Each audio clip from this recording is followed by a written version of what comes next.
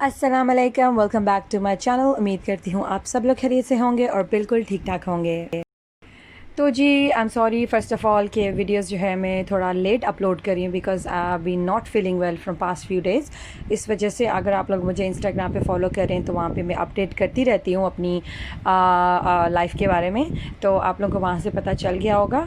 और जो लोग मुझे नहीं फॉलो कर रहे इंस्टाग्राम पे या जिनके पास इंस्टाग्राम नहीं है, सो उनके लिए मैं बताती चलूँ कि I was not feeling well, इस वजह से मैं वीडियोस जो है वो लेट बना रही हूँ। बट नाउ अल्हम्दुलिल्लाह I am feeling much better. तो अब से जो वीडियो है मैं उस पर काफ़ी फोकस करूँगी जो कि मैं टाइम से अपलोड कर सकूँ। सो जी लेट्स स्टार्ट। सो वीडियो को काफ़ी टाइम से जो है मैं गैप दे रही थी, मैंने कुछ भी रिकॉर्ड नहीं किया हुआ था। ये कुछ सीन थे जो मैं जब मेरी तबीयत ठीक नहीं थी, आप इसमें देखेंगे जब मैं एक पानी का ग्लास डाल रही हूँ तो अब इसके पास मेरी मेडिसिन भी पड़ी हुई है। तो मैं तब भी जो है मतलब कि ज़रा सीन रिकॉर्ड करना कि भाई आज डालूँगी, लेकिन अक्सर ये होता था कि तबीयत इतनी ख़राब हो जाती थी कि मुझे बिल्कुल होश नहीं रहती थी कि मैं उसको पूरी एंड ऑफ द डेट तक जो है वीडियो व्लॉग को मैं कर सकूं और रात को मैं अपलोड भी करूं। इतनी हिम्मत नहीं थी और ना ही इतना टाइम था। फिर घर के काम भी होते थे साथ साथ। फिर आपको पता है कि बेशक माँ बीमार हो या ठीक हो, जो भी हो, बच्चों को देखना होता है, घर के काम हम सबको खुद ही संभालने होते हैं, बेशक आप बीमार हैं या आप ठीक हैं। सो इस वजह से आई कुड नॉट फोकस और अब जो है बिल्कुल लेज़ी हो गई हूँ। तो मेरे पास कोई क्लिप्स नहीं थे, लेकिन मैंने कहा कि भाई नहीं, अगर ये काम शुरू किया है तो हमने इसको छोड़ना नहीं है। और थैंक यू सो मच जिन लोगों ने मेरी तबीयत के बारे में पूछा। अल्हम्दुलिल्लाह अभी मैं मच बेटर हूँ। सो जी यहाँ पे मैं अपने लिए तैयार करी थी नाश्ता। तो नाश्ता मैंने तैयार तो किया लेकिन मुझसे खाने नहीं हुआ, बस आधा कप चाय का पिया एंड दैट्स इट, क्योंकि मुझसे कुछ भी खाने नहीं हो रहा था। तो यहाँ पे मैं ऑयल अवॉइड करी थी, इस वजह से मैंने कहा कि चलो एग फ्राई जैसे नहीं होता वो बना लेती हूँ। लेकिन ये फ्राई नहीं होगा, आप इसको क्या कह लें, स्टीम कह लें, क्योंकि मैं इसको कवर करके और थोड़ा सा पानी डाल के नॉन स्टिक पैन में पका रही हूँ। अगर आपने यही एग सेम इसी तरह मेरे स्टाइल में अगर आप बना रहे हैं तो याद रखिएगा पैन जो है वो नॉन स्टिक होना चाहिए, वरना अंडा सारा साथ लग जाएगा और कुछ भी हाथ नहीं आएगा।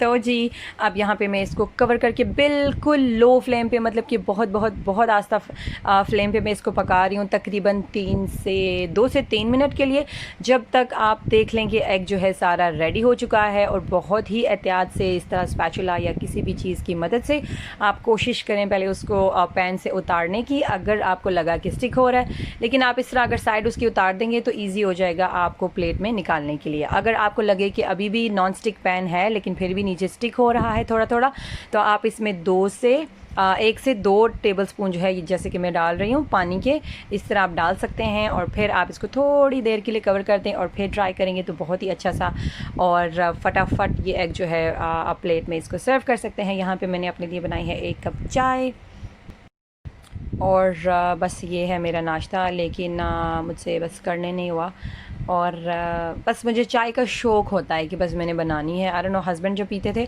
तो उनके साथ साथ मुझे भी आदत पड़ गई, क्योंकि कभी कभी ऐसा होता था कि चाय बच जाती थी तो फिर I did not want to waste, तो आधा कप करते करते मुझे भी आदत होगी। लेकिन अब इतनी आदत नहीं है कि अगर मिल जाए तो ठीक है, नहीं मिले तब भी कोई मसला नहीं। लेकिन ऐसा है कि जब मैं बनाती हूँ खुद के लिए तो अक्सर ऐसे होता है, मोस्ट ऑफ़ द टाइम मुझे फेंकनी पड़ती, क्योंकि मैं सिर्फ आधा कप ही पीती हूँ। बस शौकिया तौर पे जो है मैं कोशिश करती हूँ। और अब जो है मैं बहुत ही एहतियात से, आप देखेंगे कि मैं इस अंडे को बाहर निकालने की कोशिश कर रही हूँ। पहले जो मैंने बनाया था वो मैं इसमें हल्का सा ऑयल डालती थी, अब जो है मैं ऑयल नहीं डालती, तो अब बस ऐसे ही बनेगा।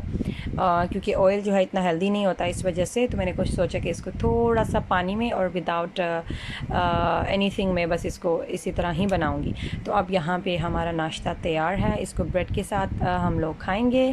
सो माशाल्लाह से मेरी जो बच्चे हैं वो खुश हो के एग और ब्रेड जो है वो नाश्ते में पसंद करते हैं। So as you can see कि मैंने आई थिंक बिल्कुल 2 ही निवाले लिए होंगे, उसके अलावा मेरा दिल नहीं किया। तो मेरी जो बड़ी बेटी है उसका फेवरेट फ्रेंच टोस्ट है, जो कि उसने ख़ुद भी बनाया है, उसकी वीडियो मैंने अपने चैनल पे अपलोड की हुई है। उसका लिंक जो है मैं डिस्क्रिप्शन बॉक्स में डाल दूँगी। वो हमारी मदर एंड डॉटर की बहुत ही मज़े की एक वीडियो है जो कि मुझे बहुत ही अच्छी लगती है। और आई थिंक ये बेस्ट मेमोरीज़ होती हैं जब बच्चे बड़े हो जाते हैं, आप इनको देखते हैं तो बहुत बेस्ट मेमोरीज।